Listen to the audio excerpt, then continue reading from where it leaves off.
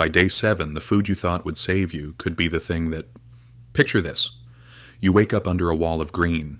No road, no signal, no food, just wet clothes, a river somewhere nearby, and 7 days before anyone is likely to reach you. So what do you eat? Fruit? Fish? Insects? A giant leaf that looks suspiciously like spinach? We're going to build the safest possible 7-day food plan. But there's a catch. The Amazon is full of things that look edible, smell edible, and can still make a bad situation much worse. The first food choice happens on day 1, and it is probably not food at all. Day 1 starts with a mistake almost everyone makes in survival movies. They immediately begin hunting. That looks brave. It can also waste energy, cause injury, or pull you away from where rescuers might search. In a 7-day scenario, your first job is not to build a restaurant. It is to stay visible, dry enough to function, and hydrated with water that will not make you sick. Shelter, fire, water treatment, and signaling are core survival priorities. Clear river water can still contain germs. Official health guidance recommends treating uncertain natural water, with boiling described as the most reliable, simple method for killing germs. If the water is cloudy, filter out the dirt first, then bring the clearer water to a rolling boil. And this changes the entire food question. Because if you spend your first afternoon chasing something to eat but drink untreated water, you could trade hunger for vomiting and diarrhea. In the Amazon, that is not an upgrade.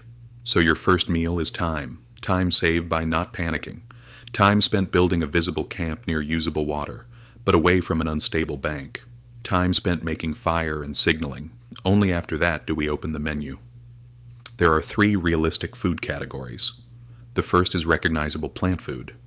The second is fish or another small aquatic food source. The third is the emergency fallback. But that one comes later, because it is where confidence becomes dangerous.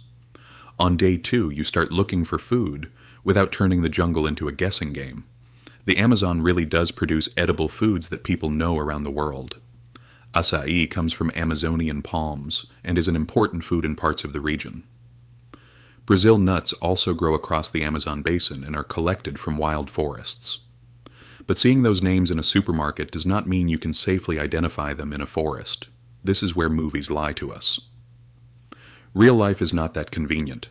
Wild plants can have dangerous lookalikes, and official travel health guidance warns that plants considered edible in one place may resemble toxic species somewhere else. Unknown fruits, nuts, leaves, mushrooms, and roots are not a free buffet. So on day 2, you only eat plant food you can identify with real certainty, not because the color looks friendly. If there is doubt, leave it. That sounds disappointing, but here is the survival logic. One small verified food source is worth more than a huge pile of mystery calories. Rehook. Around minute 3. But the safest looking option is not necessarily the easiest one, because the moment you move from fruit to fish, the jungle starts charging you for every calorie. Day 3 is when hunger becomes louder. You hear movement in the river. You see small fish near the edge. Suddenly the plan feels obvious. Catch one, cook it, eat it. The river looks like the obvious next option. But you are not a local fisher with years of knowledge, the right location and proper equipment. You are tired, wet, and improvising. The key question is not, can I catch that fish? It is, will catching that fish cost more energy and risk than the meal gives back? Chasing fish through deep water is a terrible trade. So is climbing onto slippery logs or reaching into places you cannot see. A survival meal is only useful when getting it does not create a new emergency. If an accessible fish is caught safely, cook it thoroughly and eat it soon after cooking. Food and water hygiene matter even more when there is no medical help nearby. Health guidance consistently recommends safe water for food preparation and thorough cooking to reduce illness risk.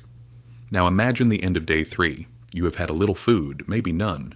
Your stomach is empty, but your shelter works. Your fire is alive, your water is treated. This feels like failure because survival content has trained us to measure success by the size of the meal. But it is actually the opposite.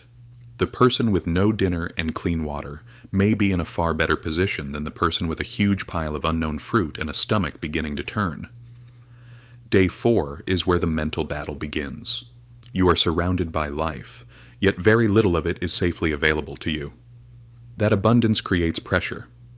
You start saying things like, "Surely that insect is edible," or "That root looks similar to something I saw online." This is the emergency fallback I mentioned earlier. Small wild animals, insects, larvae, roots, and anything else that seems obtainable. Some of these things are eaten safely by people with local knowledge. That does not make random identifications safe. The problem is not that the jungle has no food. The problem is that you do not know enough about the jungle. So the fallback is not eat everything small. The fallback is to reduce your standard of comfort without reducing your standard of certainty. A small amount of food you recognize, a thoroughly cooked catch obtained without major risk. Maybe nothing for that meal. That can be the smarter decision.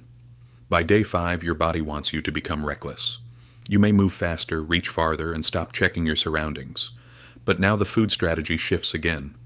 You stop searching for exciting meals and start repeating whatever has already worked.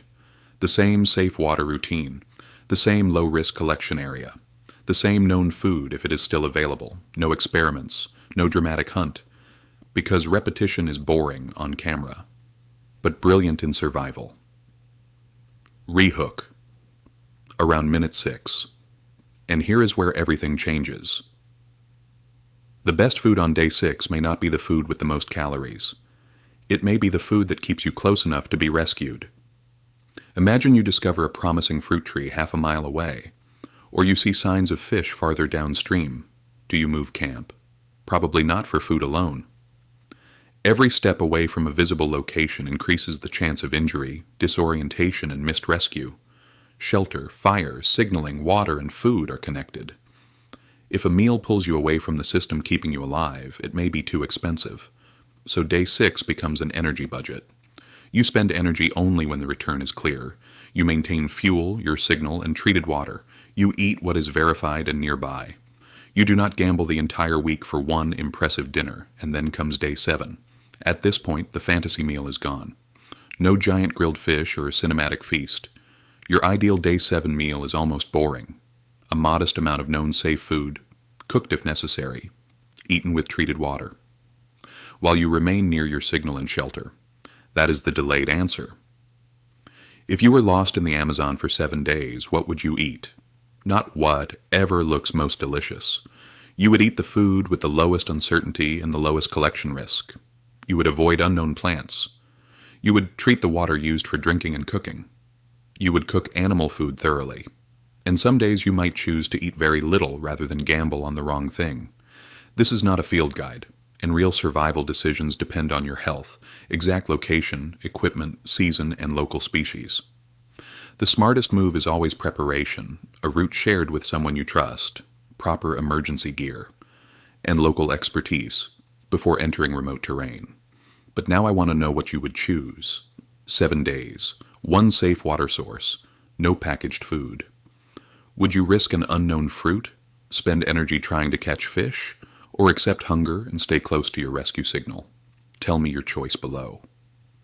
And subscribe, because in the next video we're testing the opposite problem. What happens when the jungle gives you plenty of food, but almost none of it is safe to eat?